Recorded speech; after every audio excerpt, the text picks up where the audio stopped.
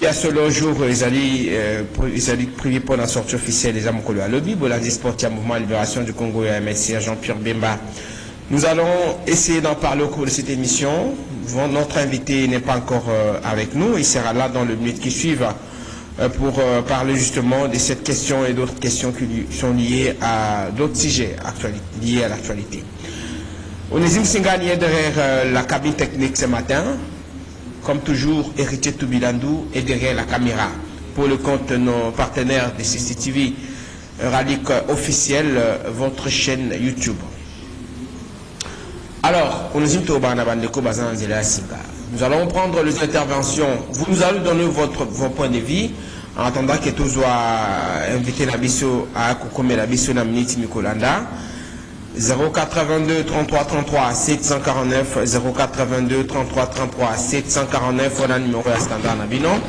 Donc on va inviter intervention Nabino pour mettre en place Abiso point de vue Nabino par rapport à l'activité sortie officielle à Mokolo à Lobby. Une journée historique. On conseille à tous de ne pas être dans le mauvais côté à l'histoire. Donc il faut être dans le bon côté à l'histoire.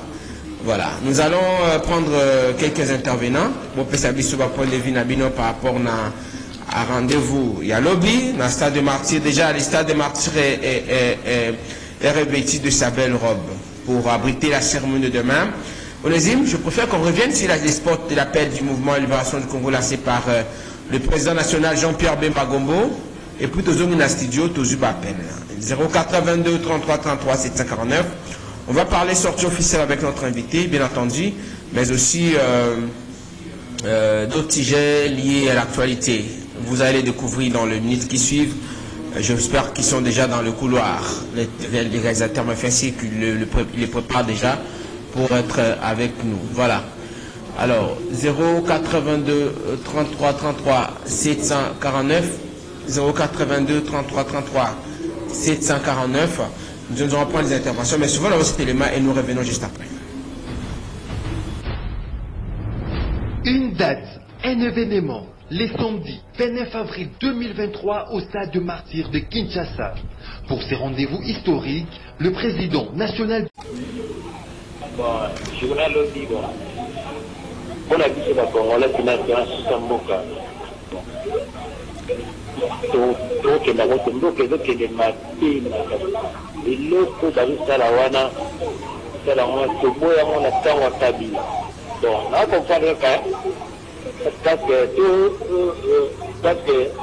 leke kabila apesa bapouvoir po tomona motakala na bango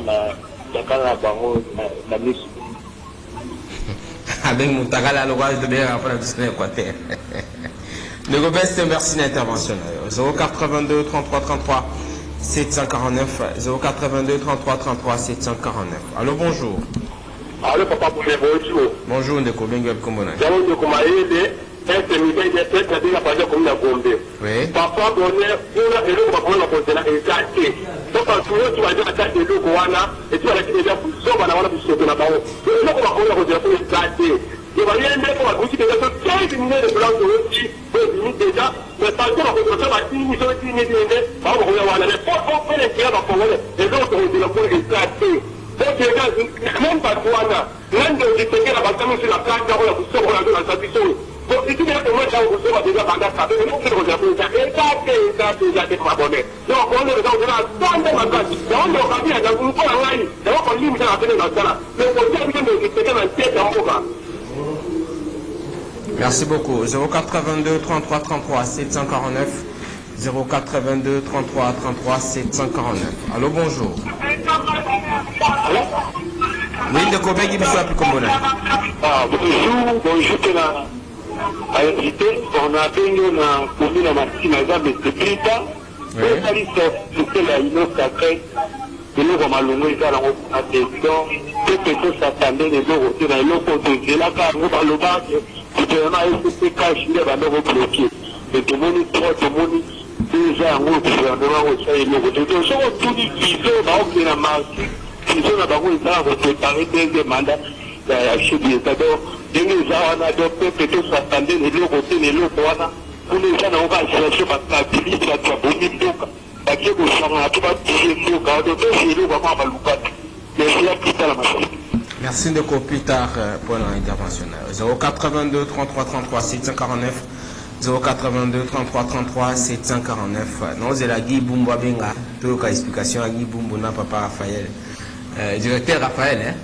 Natiago. Allô, bonjour. Oui, bonjour, Tébobonnet. Oui, n'écoutez au Caillou. La béni à partir engagement, c'est le Chico Fuba. Toujours au Caillou, papa.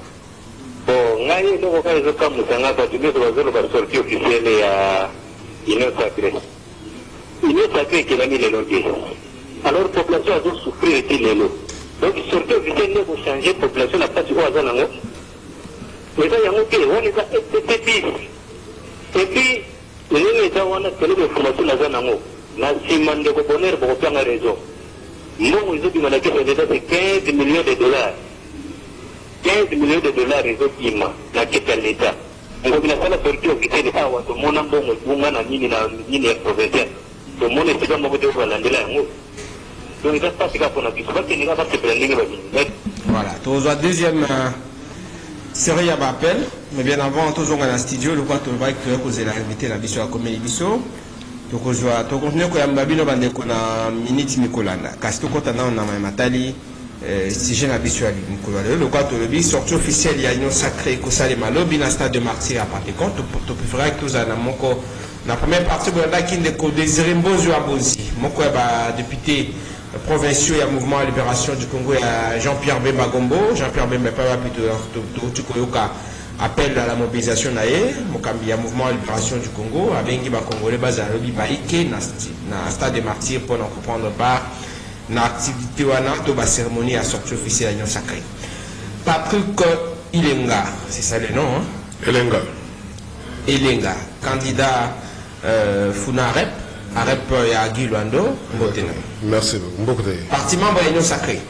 Exactement. Vous signez charte d'adhésion, l'Union Sacrée, sortie officielle pour Saïma Lobby, nous avons de quoi Benga Lobby, de 15 millions de dollars. Point de vue. De rappeler pour vous être présent à ONG Opelika. Opelika, oui, vous rappelez à Bana Soda, ma famille militaire, ma blessé. Un peu comme Christella Kiakuba. De qui? Un peu comme Télémon Mapinga. Ils ont la même optique? Non, pas la même optique, mais on a mêmes ambitions, on va dire. Mais ça, c'est un Opelika, c'est un peu large. Siège d'amener pour défendre la ligne. Revalorisation de salaire, on ne peut pas la dire. Prise en charge, surtout, système, amélioration du système de vie, il y a ma soldat surtout, il y a ma famille militaire. Voilà. Au-delà, il y a une structure dans Bénévenge. Et la structure affiliée dans la REP, il y a Guido. Non, ça c'est la structure, moi, ils ont déjà depuis longtemps, depuis 2019, tous les gars qui ont à partir il y a 2 ans maintenant. Donc, mais moi, personnellement, on est dans un AREP. Comme individu. Comme individu. En gros, quand nous allons candidat déclaré, hein? Oui, exactement. Exactement. C'est Funa Bayabio. On va bien à ouais. On va bien à. Est-ce que bien à Funa? Moi, mon qui est mingité. Je vais préparer base. Je vais préparer. Base à préparer, j'espère. Est-ce que ça va descendre? Est-ce que ça qui va neuron nous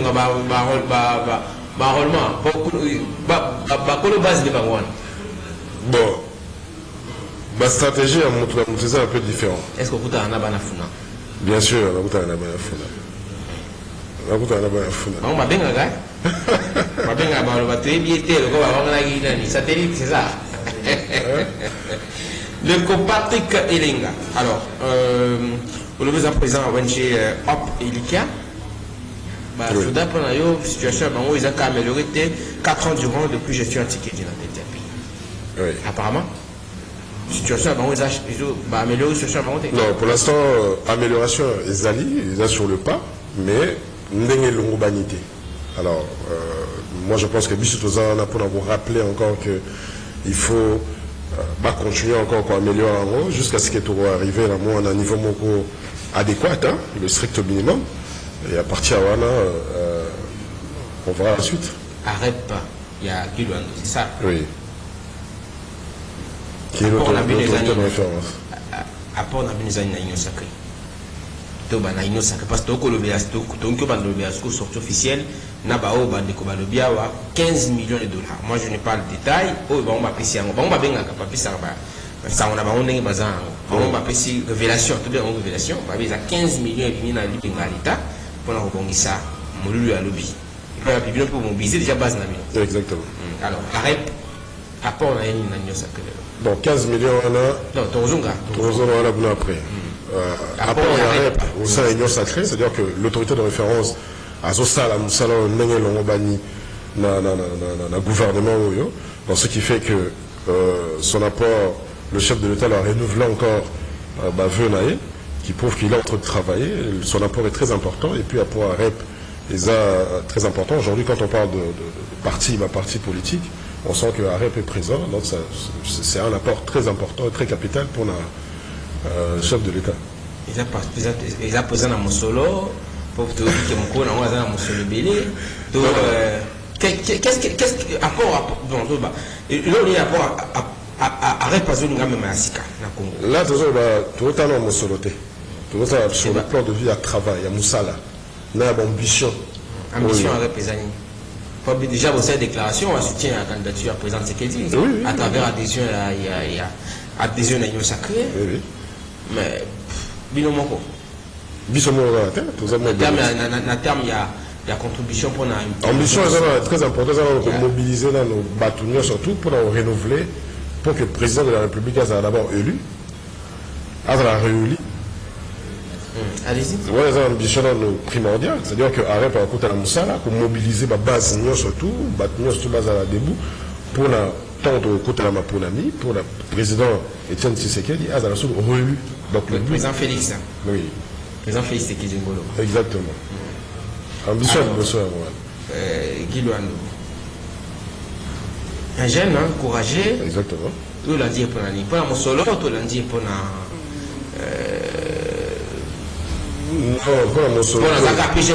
Autrement. Premièrement d'abord, parce que pour moi, c'est un modèle. À combien qu'on a mis?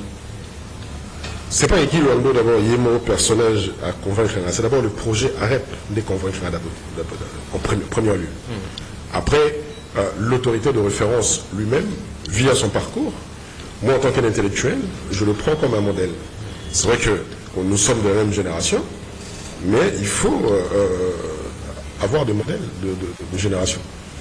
Donc ce n'est pas Guy Luando, tout ça c'est d'abord le projet. Guy Luando comme Moutambongo, mais c'est Guy Luando comme intellectuel. Non, il ne faut pas entendre les gars comme Moutambongo, parce que Guy Luando a beau temps d'ambongo, il a Luki pas comme place à Zana. Ils ont yo ça là pour Luka comme place voilà. Ils ont dit sans intérêt. Il n'y a pas d'intérêt parce que sur le but total à maman. Pour la REP, il continue l'union sacrée pour l'année. Parce que quand on a l'union sacrée, il continue l'union sacrée pour et protéger l'intérêt barrière parce que c'est qui la Kabila a fait le budget. C'est la Kabila. Azim Somi c'est la Kabila. Azim la Kabila. Il y a seul. AREP continue l'union sacrée pour l'année. Et continue l'union sacrée parce que AREP et assurer barrière pour avoir toujours dans le gouvernement. Pour avoir le gouvernement, d'abord il faut Moussala aux Osala et Mouna. Et l'autorité de référence Guy Luando, Moussala aux Osala l'aménagement du territoire et Zomona. Selon quel est l'eau d'aménagement du territoire, l'aménagement du territoire, au moins on a déjà une grande différence par rapport à Moussala et Osala. Et puis sur le territoire, sur le projet de loi et Bélé, tout ça, donc Aza très actif dans le gouvernement. AREP, vous présentez ma candidat à tous les niveaux. Oui, le but c'est ça. Oui, à tous les niveaux. D'accord. Oui. Alors, union sacrée. Les lois, ils ont pris ça va tout Kanda, sincèrement. Ok, il y a déjà 15 millions de Bengalita. Ça, c'est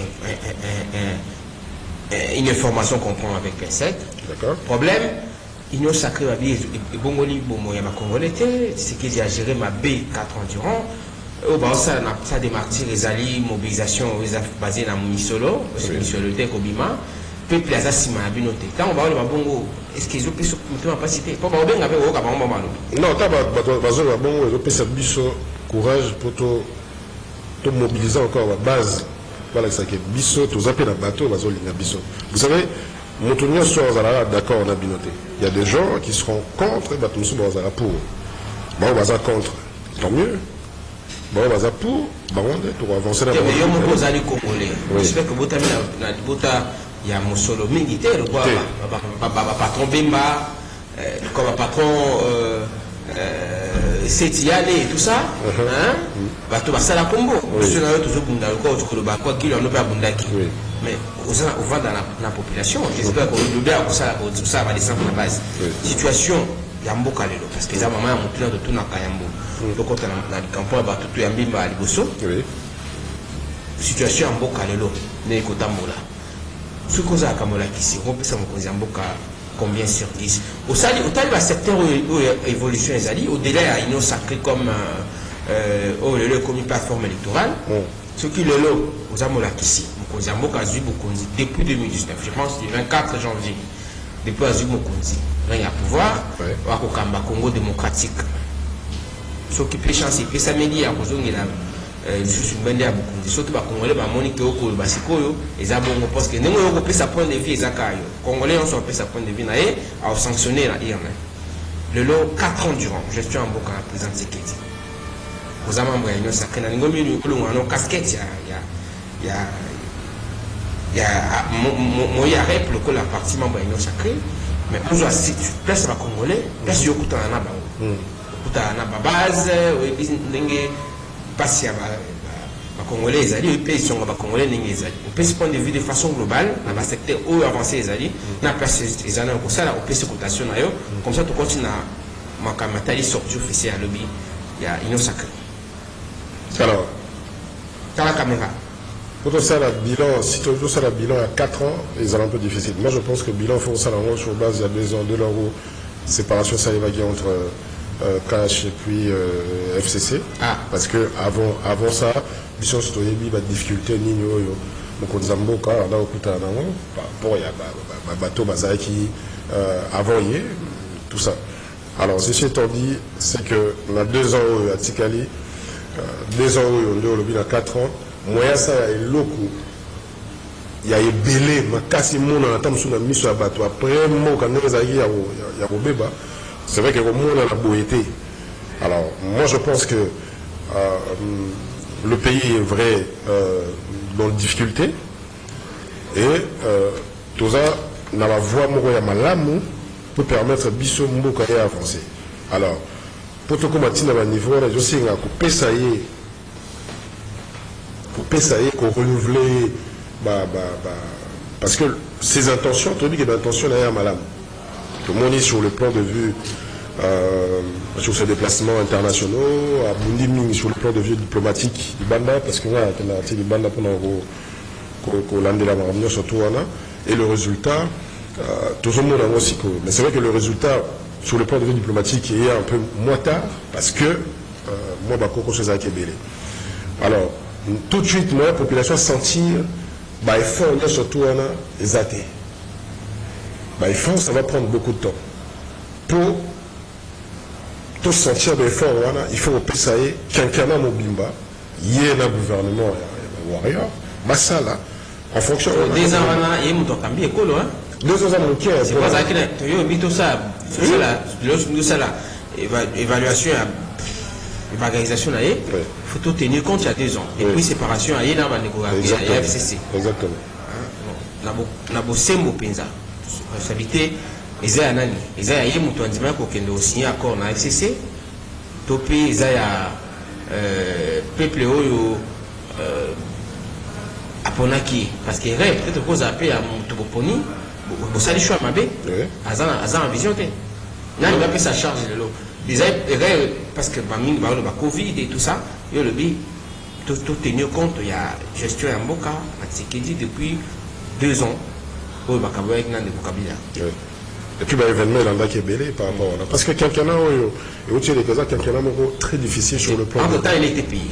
As-tu vu mon sonnet, normalement, comme on a école. Oui, parce qu'il y a un ça. Parce qu'il y a ça, c'est quoi, ma sali, madame, pour na, c'est l'on Azaki a empêché la bande de FCC. Non, c'est pas que ça est mal à monter. Il faut surtout où il y a sali. À partir de 2 ans. Les Azaki insuffisants. Il y a tant de population. Pour Azaki, il y a pas croque à jambe. Azaki, il y a pas croque à jambe. Azaïna m'a sur tout est en main. D'où ce qui est important, c'est qu'il va renouveler ma vœu, toute confiance, tout à la pendant 5 ans. Et à partir de 5 ans, on juger que non. Côté la salle qui m'avait. Mobilisation et arrêt. Voilà, on va aborder. On retient combien 6-10 on est à 6 sur 10. 6 sur 10. Malgré qu'ils aient 10 ans. Ok. Alors, Neko, Patrick Ilenga, ici, donc sa toute première participation à votre magazine. Rendez-vous auditeurs, vous nous suivez pour la toute première fois. Nous sommes la Radio Liberté Kinshasa, émettant de Kinshasa. Boulevard 30 juin, immeuble Interfina, premier niveau. 82 33 33 749, 82 33 33 749. Voilà le numéro à standard Nabino. Robenga pour PC Makanis Nabino.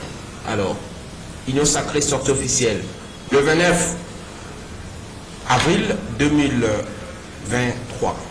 Dans le Lipo, aux la Congolais, il faut un bon côté à l'histoire. Oui. Ça, c'est les spots que j'ai suivis, réalisés par notre confrère Michel Koyakba, pour le compte du mouvement de libération du Congo.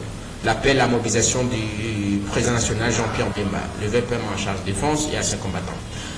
La mobilisation est à un niveau niveau. Vous avez été dans une réunion stratégique, vous avez mobilisé, vous mobilisez jusqu'à présent. On mobilise jusqu'à présent. D'ailleurs, cette la bouteille à l'élo, vous allez veiller politique. Veille politique. Voilà, voilà. Vous allez on va tout dire surtout, on va dire pour l'arrêt, pour soutenir le chef de l'État. Il y a dans siège de Bissot dans l'enseignement. Nous allons partir à 16h jusqu'à l'aube pour mobiliser trop. Tous allons déjà en chaleur, si lobby. Donc, Bissot de Bagnon ont déjà des. Arrête ça, il m'a sorti officiel parce que à la DCN, je salue en passant le député national Justin de Decodoro et lui son président national Adrien Baguerengbo. J'ai appris que l'activité au Salema simultanément. C'est-à-dire que Kinshasa au Salema, dans la base, dans la province et au Salema. Oui. Arrête. Est-ce que vous avez visible? Moi, je viens de la salle de tourner la province. Dans la place, il y a mon arrêté. Ok. Dans la Guadolité, dans Gemena, j'étais à Karawa, j'étais à Businga, j'étais à Lissala, j'étais à Guadolité, j'étais à Yakoma. Dans mon drapeau, il y a dans la terre. Mon Équateur, dans le cadre de l'ancienne configuration. Oui. Mais dans mon arrêté. Vous êtes sûr que vous avez vraiment besoin d'exister dans la province? Toujours exister dans la province. Pourquoi est-ce que vous avez utile pour l'Union sacrée? Encore une fois, Bissot, ça ne fait pas longtemps que AREP existe. Donc, Bambo, comme Soso, qui est au côté de drapeau de Bissot, ils sont en cours. Ils sont en cours d'implantation, de réalisation.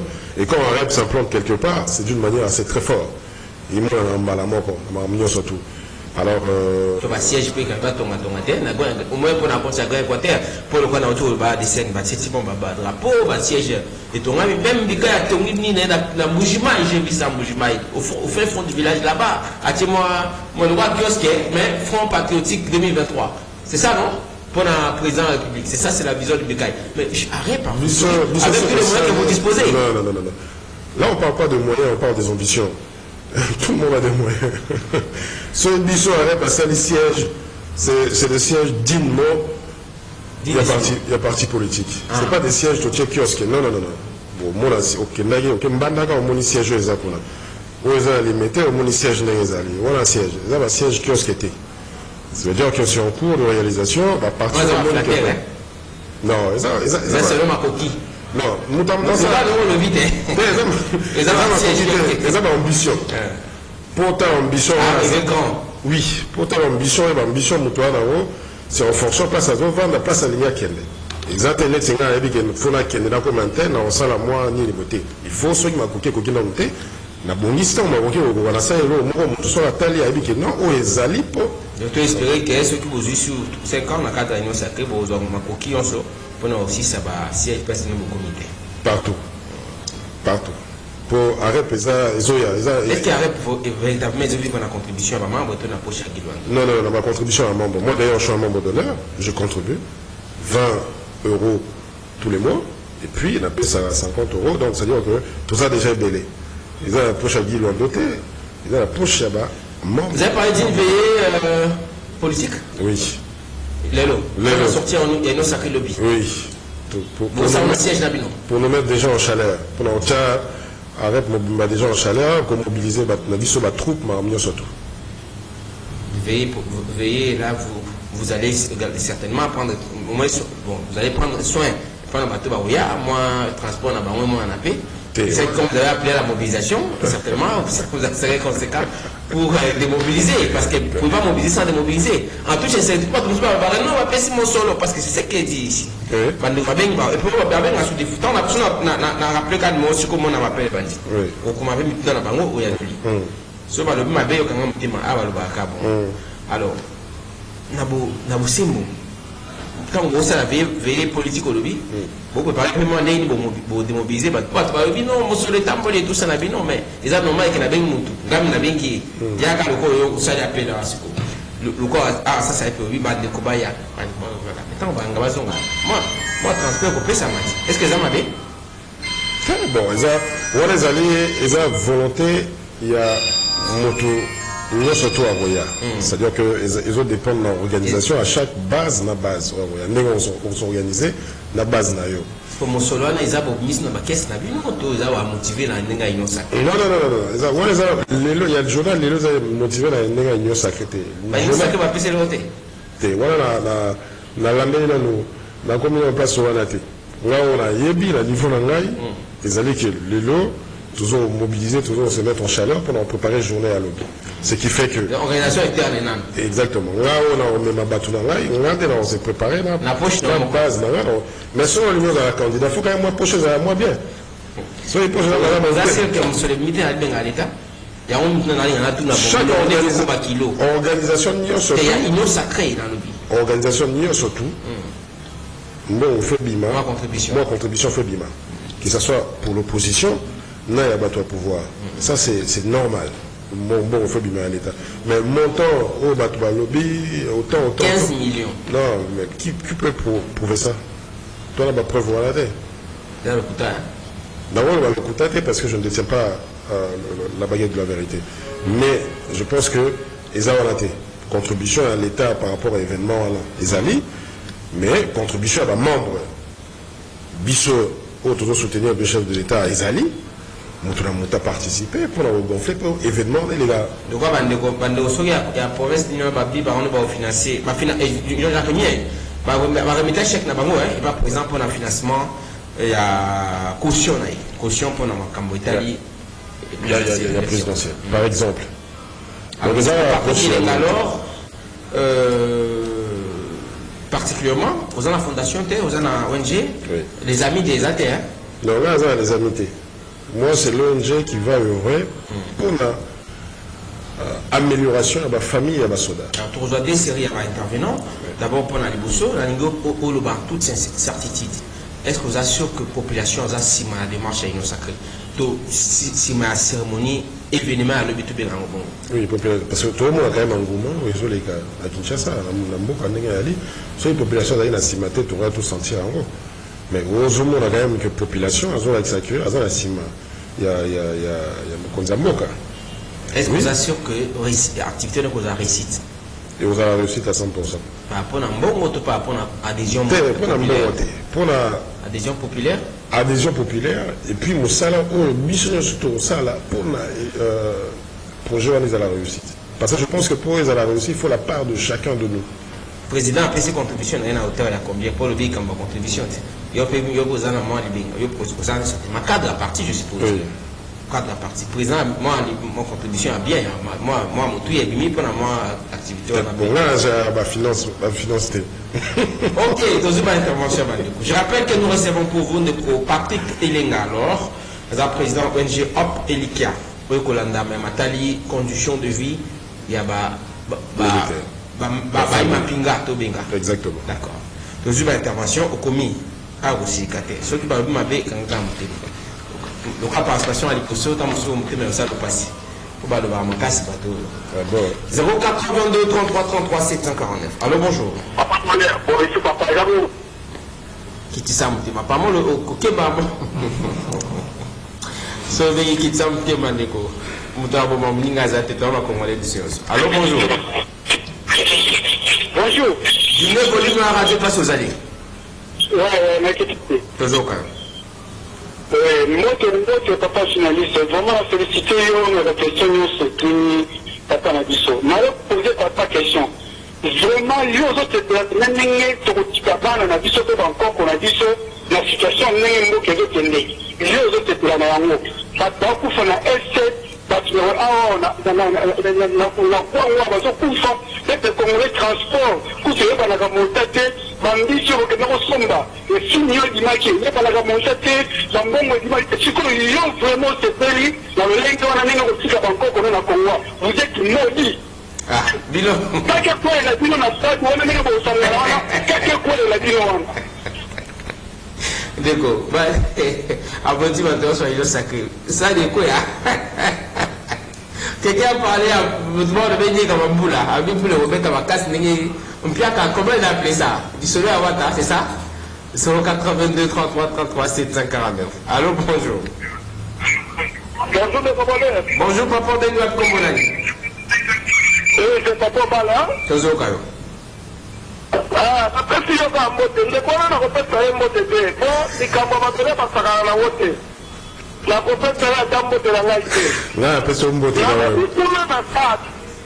faut que vous ayez la stade, il faut que vous ayez la caméra, il y a des gens qui ont donc il faut que vous ayez la frère, il y a président, il y a des gens qui ont il y a ram.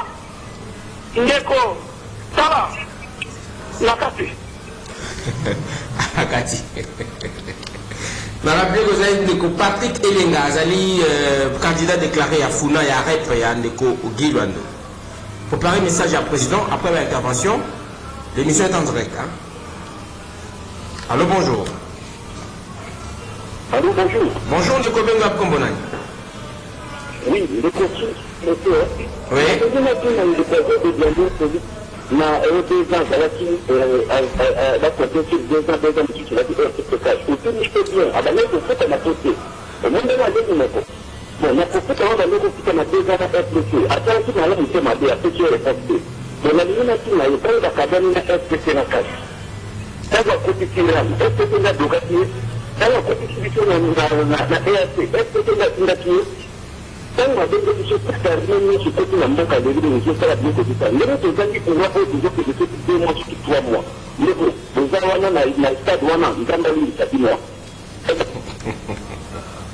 nzambe alingisa bino liboso mabe na paster serge azalaka awa so émission esalemi bongo babikama bino tu bato nyonso ake na modili bino adélivre bango. Allô, bonjour.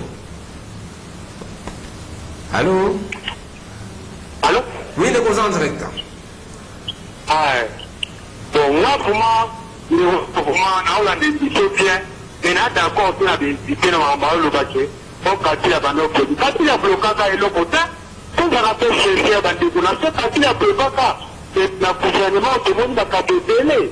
Quand on a quel est le prochain là, quand il dit que moi, on va faire la moule, le quand il y a un produit privé là qui n'a pas de tiens, tiens, on va dire le bouton au sein, pour aux autres coups, il est bon aussi, mais ne veut pas pour la diète, c'est bon aussi. Non, mais raconte au gouvernement qui pour le président, et là, on va mobiliser dans le temps pour voir ici pour battre des délais, et là, on va allumer votre rapport de merci. Merci de depuis Massina Mboti Nabino Boyuka Nabiso depuis et Téliwana Ngomba Mokoze Kinshasa. Toujours intervenant Moussou en ligne. Allô, bonjour. Bonjour, de bonheur, et même de Coupertis Makatavu. Toujours quoi, papa? Il y a peut-être le Congolais à retenir que notre union sacrée et l'eau comme à la pourquoi? Il qu'on a dit ça. Il y a pas que non, oui, avant qu'on marchait bien. Et il faut beaucoup de l'union sacrée. Oui, on dire, on ne peut pas l'amener et il n'a pas pourquoi peut-on encore de l'union sacrée? Là, on a le bata, pourtant on thème à l'union sacrée, et pas le corps à besoin de la milité, la matière de la niao. Merci beaucoup. Merci beaucoup de répondre à l'intervention d'ailleurs. 082 33 33 749. Un autre intervenant en ligne. Allô, bonjour. Allô. Bonjour, papa. Oui, bonjour. Yo bengi wapi kombona? O bengi wapi kombona? Mais ndiko tozoko malamu te apparemment.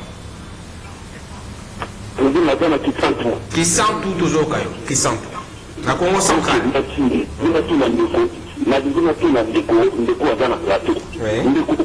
je sens que nous, je peux placer mon alélo. Il faut qu'on m'a dit, 4 heures, c'est Tshisekedi bien nous on va quand même Kabila nous on veut la bataille dans la tête pour ça Félix Tshisekedi vraiment est que nous nous carreau c'est que ça nous a côté de la tête là à qui va pas ça dans Rwanda nous on comme Félix Tshisekedi.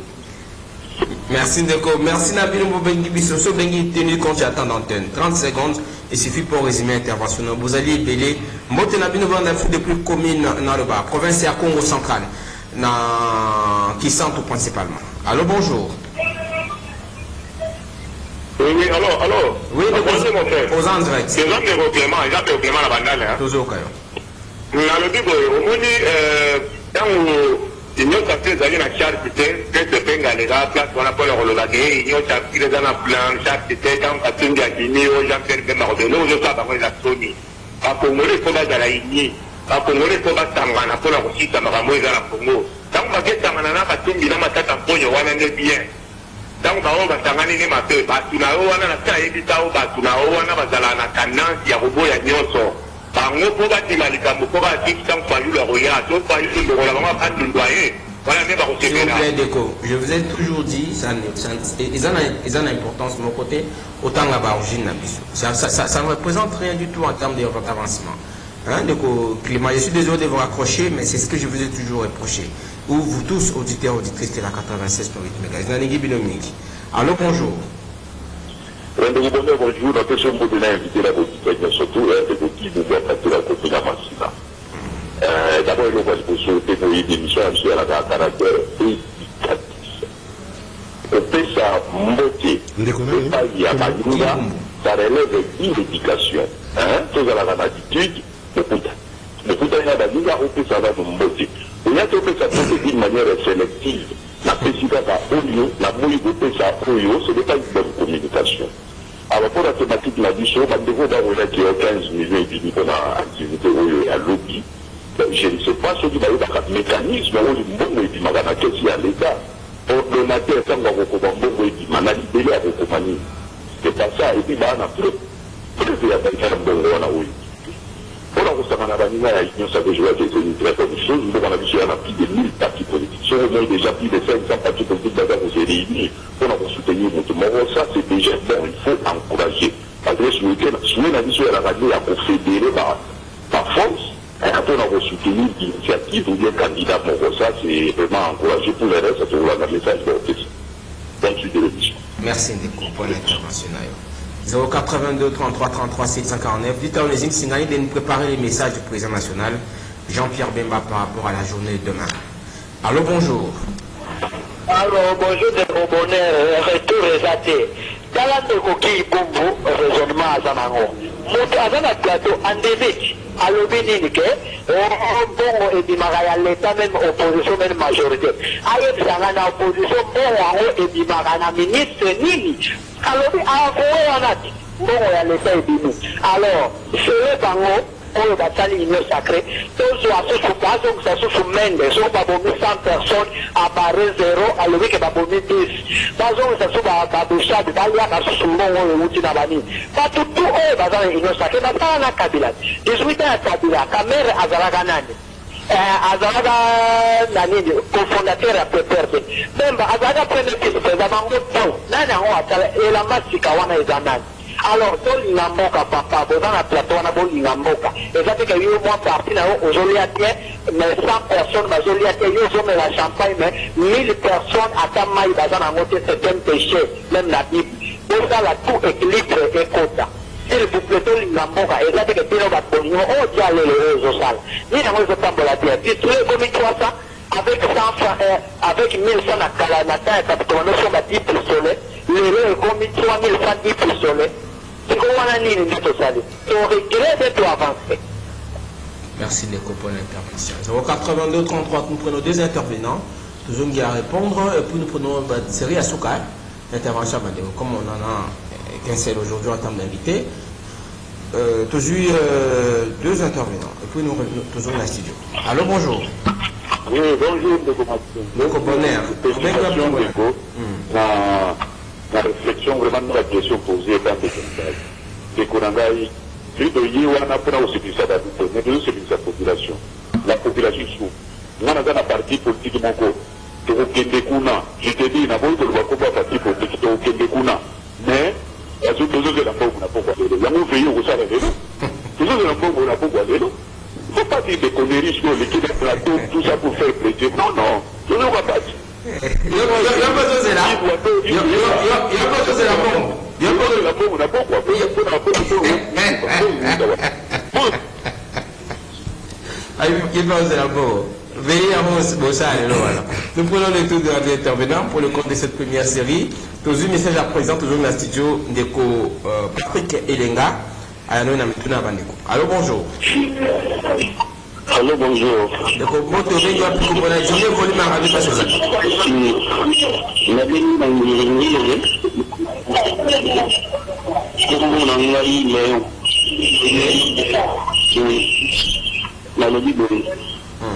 Après, ok, mais ok, nous sommes beaucoup de gens qui regardent. Mais nous sommes dans le bar à Pambana. C'est vrai que bien, nous sommes dans la vie, Badara wana misala moko te o bande ko sala ke balonga ki bango mais e koma ka sikuru ka o no sire na to dala ka bien mais to timo ya ko sala wa pe ga ko jami awol ba te lo ko te ka ka bo me bi te ko tala to ko tala mi te to ga to ko tenda kuna atika na ye yesu pe da tini pe da ni na ga te ni su ke abo ya ga ye o ti ga na ge da tali merci. Merci Mbote na bilo vanda de plus commune ya ngeri moto commune ya honorable Edi Yeli Molangi papa social. On a dit adversaire politique, il y a des Josué Dédié. On a dit bon adversaire politique. On a 2018 dans l'Équateur famille si a fait PCA au Geoffrey. Prenons cette intervention. Je te demande message à présent Jean-Pierre Bemba et plutôt Zongi dans le studio de Elenga Patrick a répondu à Une date, un événement. Les samedis 29 avril 2023 au stade de Martyrs de Kinshasa.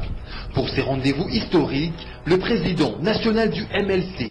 Patrick Elenga, lors président ONG HOP Elika, candidat déclaré, n'a pas compte à Funa, à Rep et à Gilondo. On a dit Banda, beaucoup de union sacrée, vous avez qui n'a pas Widal. Boma Widal, n'a compte à Rep, vous comptez à Pesa Masumu, Tade, Bagamodé Simbade. C'est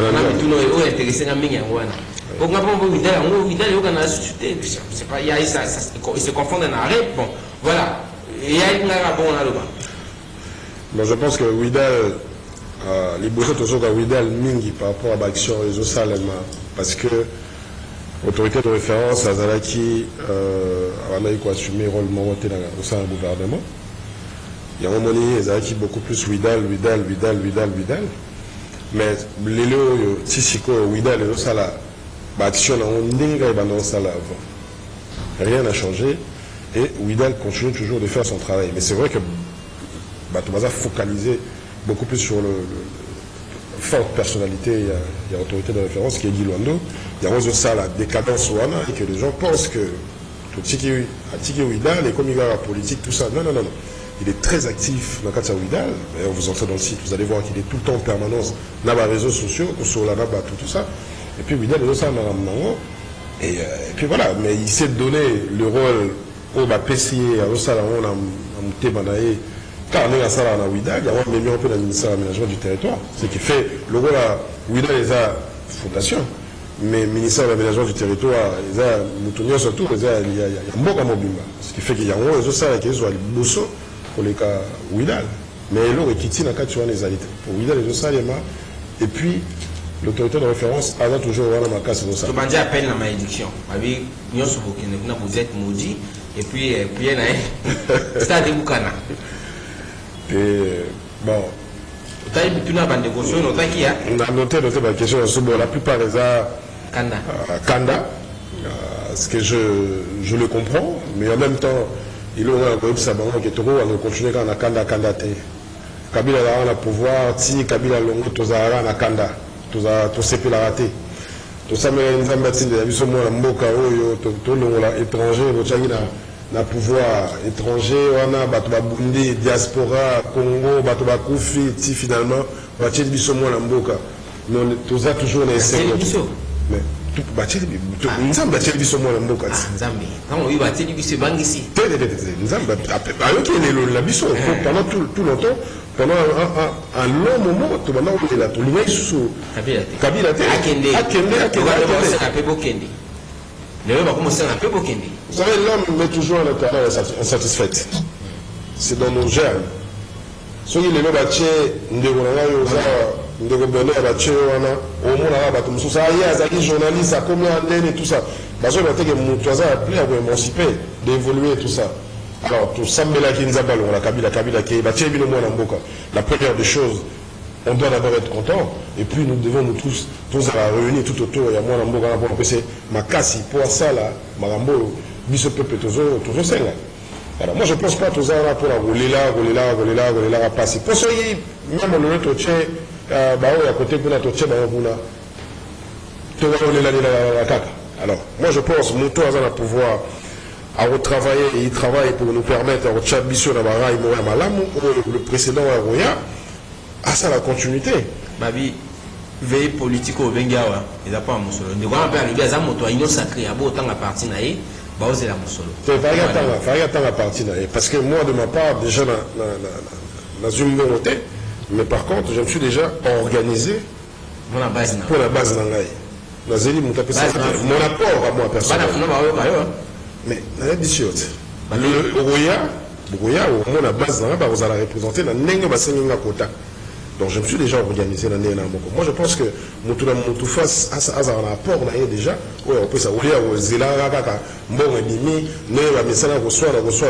C'est soit on est actif et on veut travailler, ou on est là à attendre.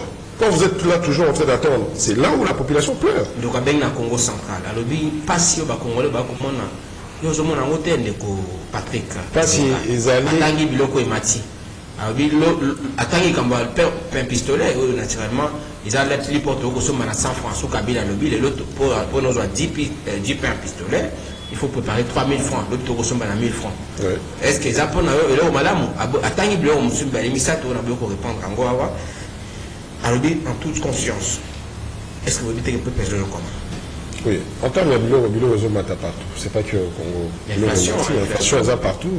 Covid qui ça touché à tout niveau. Donc bilo c'est tout à fait normal, mais le travail du gouvernement est là pour leur permettre que bilo a équita à tout niveau, parce que le souci de la population c'est d'abord sur le plan de vie sociale et bilo va et puis pour maintenir l'équilibre. La vie est un stade de martyrs, les abanani, les caméras, les mosolo à l'État, les abanani, les bâtons, les bazans, les batap. Nous devons organiser un stade de martyrs à Ibambon, à Ibambon. 082 33 33 749, toujours 4 interventions. La bande de combattants va insister. Toujours la studio. Je vais juste ajouter. Parce que les gens parlent que le président Tshisekedi a continué à Rwandais et puis guerre. Ah, parce que situation à Est. Situation à Est est bandie depuis 1996. Et le président actuel, notre président, Azarina à cette époque-là, combattant Nenga Benazaki. Napoto. Combattant partout, Zara Napoto. Il y a une diaspora, oui. Azarina combattant. Voilà au combattre le système parce que guerre est à l'Est. Il y a à hauteur, il y a une autre. Il y a un système depuis longtemps, il essaie d'améliorer ça au maximum. Et d'ailleurs, moi, dans le cadre de l'ONG, il permettra de se déplacer dans la pour l'instant, toujours un financement. Le financement ma coquille, les alliés par rapport à Bissonio, surtout dans la Soudan, de tout ça, pour nous permettre tout. Papa a envie. Papa autant au coup faut empoisonner qui est la mission de service la Béni. Voilà. Au cadre de l'armée, la mission a Koufaki dans Moussala, où l'État est inagé avec ça. J'espère qu'il a été honoré. Pas comme il se doit. Mais vous plaidez pour ça aussi. Mais je plaide aussi pour ça. D'ailleurs, c'est l'une de votre combat. De mes combats. Pas qu'à papa là, parce que papa, il y a on a vu ce bébé Koufi, là monsieur Bakoufa tous les jours.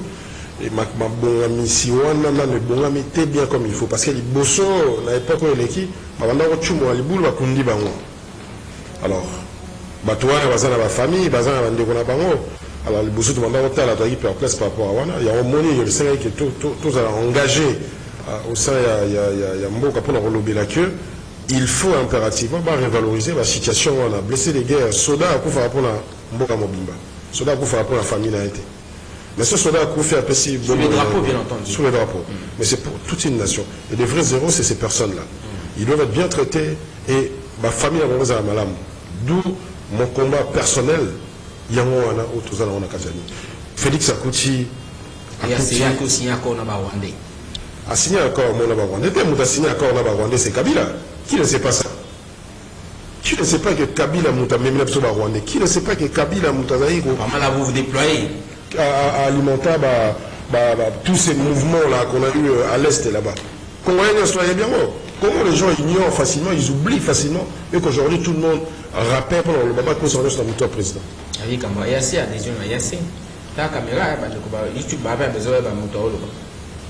Donc c'est un peu ça.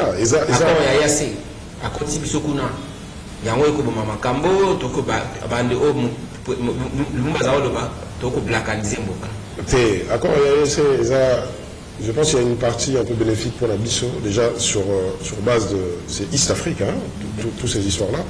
Et puis, on a pour en maintenir, pour jouer un pont entre la rébellion, tout ça. Ça, c'est sur le plan de vue diplomatique. Il y a toujours un moyen qu'on a la démarche Moko, Wane Bandiwana, et puis au côté de la démarche qui est supplémentaire, les temps que Moka et Zom racine dans bien comme il faut, et puis un certain nombre ma ping à la mission d'espérer bien. Oui, c'est encore. Avec ma déclaration, il y a le secrétaire général des Nations Unies, il dit bon, ils sont mieux équipés que nous. Ils sont voire plus que la MONUSCO. Bon, il peut dire ça n'engage que lui. Mais mission de l'Élo, tu as plus de. Je vais vous donner un exemple. Tu as plus de 100 millions d'habitants. Ceux qui l'Élo va salir réforme et armée, va venir les jeunes, et va côté en armée, qu'on décide d'attaquer le Rwanda avec son arsenal et que Bissot aura la bataille à Kalachnikov. Crois-moi, Rwanda, tu auras un indexant dans le Congo. C'est ce qu'il nous faut, c'est des réformes fortes pour guérir ici là-bas. C'est-à-dire que, pour l'instant, le président est pacifique sur le plan de vue diplomatique, qui est diplomatique. Mais à un moment donné, quand on va contre mieux, vous allez voir comment on va bouffer le petit à Okotana Tambour à la Bissot. Parce que. Le petit Rwanda. Oui, parce que Bissot, tu as un Kanda. Moi, je suis un Congolais, un vrai Congolais des souches. J'ai des enfants. Des pères et des mères. Des pères et des mères. Des grands-pères et de l'arrière-grand-père. Ceux qui les lo oyo. Tokei na onde toujours qui est na que Bissot yé, la génération de c'est du pouvoir. C'est trop dangereux pour le Rwanda. Parce que normalement, les autres qui ont des besoins comme à Palestine, à Israël. Et crois-moi, un petit pays avec 100 millions d'habitants, ça sera très difficile pour eux pendant long à Bissot. Toujours trois interventions, parce qu'on va citer toujours dans le studio de Patrick Elenga, président Yvonne Hop Elitia, a clôturé l'intervention. Allô, bonjour. Allô, bonjour, bonjour, papa Bengi Bisou. Oui. Le projet de donner à deux de donner que le président Félix a signé dans le Rwanda pays. Même le président Félix a dit à reconnaître que c'est tout le Rwanda qui va se calmer. Libérer l'habitation en Sakima, après que comme on a signé la Rwanda. Autant du côté de l'ambassade à Rwanda, c'est le président Félix. Tout le monde est déclaré pour lui. Avec un anglais qui a plus de 600 partis politiques dans l'élection 2018, mais à 10%. Donc le votant de Chad n'a pas besoin de Kabila, on a déjà un volontaire de plaisir, c'est même pas comme histoire. Donc Kabila a 150, nous connaissons 500.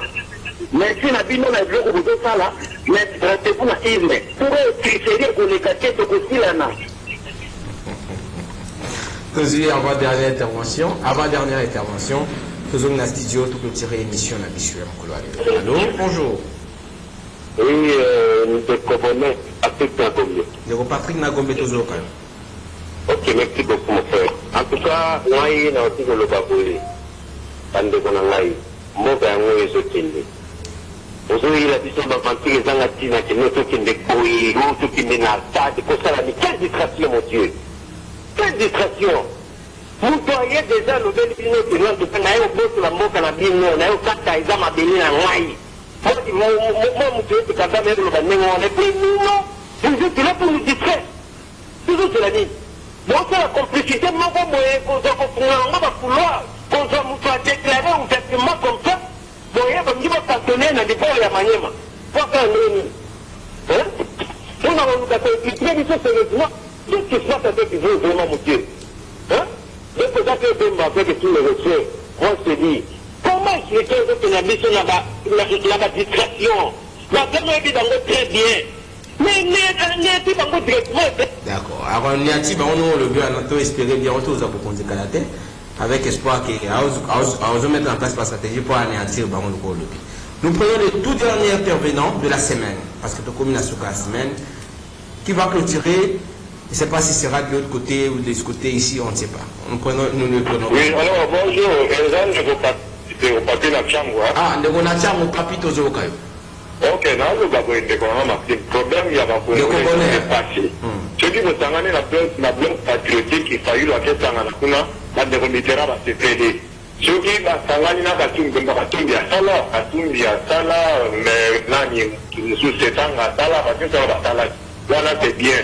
Donc, même Babasangani pour l'intérêt en tout cas, tu as étudié, on va se préparer pour l'élection, là, c'est la distraction.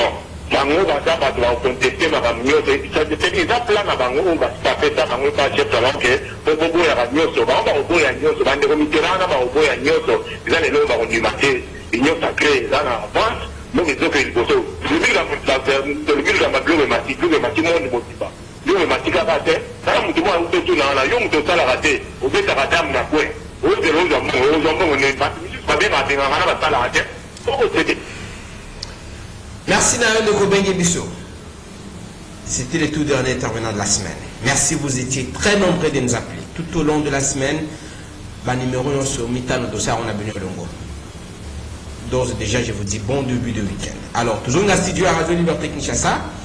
Pour tout tirer émission à semaine, numéro Yasuka, Nandeko Pate Kilenga, Malobomboka. Alors, aujourd'hui, on a appuyé Nandeko Yasuka. Demandons au mitou nazo azana kanini. Aza côté au kuna kaza côté nao.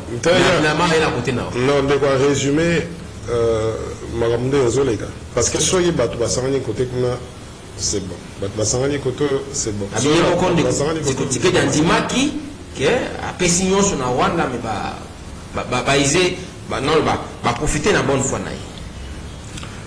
Voilà. Mon tournoi soit attends il y a au discerner. Moi qui inflation et côté parce que tout simplement de passer 5 ans très difficile et c'est pas que au Congo c'est à travers le monde. En France il y a 4 ans bouteille huile les acquis 99 centimes. Les lots bouteille huile il y a 1 litre, il y a 5,60 €. Baguette, il y a 30, 33, il y a 70, 70 centimes. Les lots baguettes de gomi, 1,80 €. C'est aux États-Unis, là, autant que Bambouk est payé, place dans Tamboula. Les gens ont un Congo. Mais le but à gouverner, ils ont un peu Kitani, parce que Baébi qui devant la Bango, numéro 1, ils ont d'abord au niveau social, il y a Mboka. Voilà, on a Batunion surtout. Union sacrée, base dans la cima, union sacrée, il y a chef de l'État, seront du bon côté. Il y a l'histoire. Il y a de l'histoire. Et on va réécrire encore l'histoire.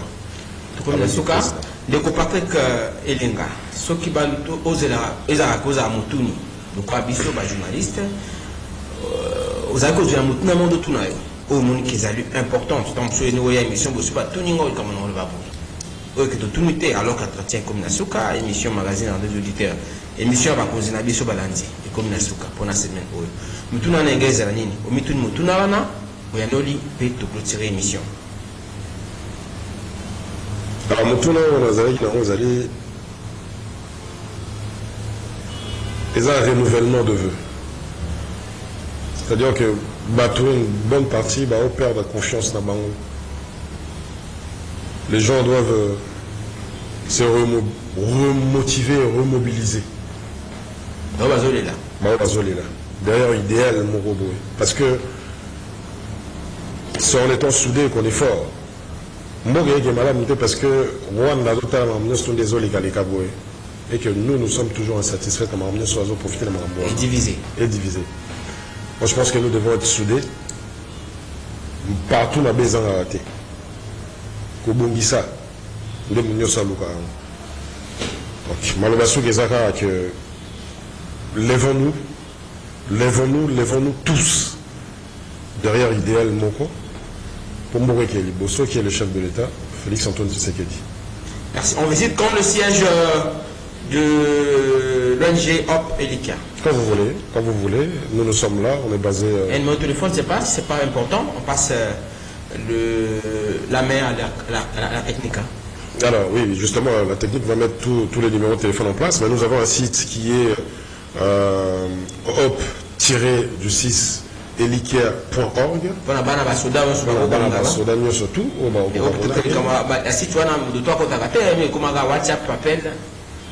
Numéro de téléphone aux alliés, s'occuper de numéro de téléphone à moi, je suis le président, donc je ne m'occupe pas de... Je pense qu'on va organiser toute une émission pour parler de cette ONG et savoir les objectifs. Exactement. Et tout c'est donc au Tukolova, avoir un mineur.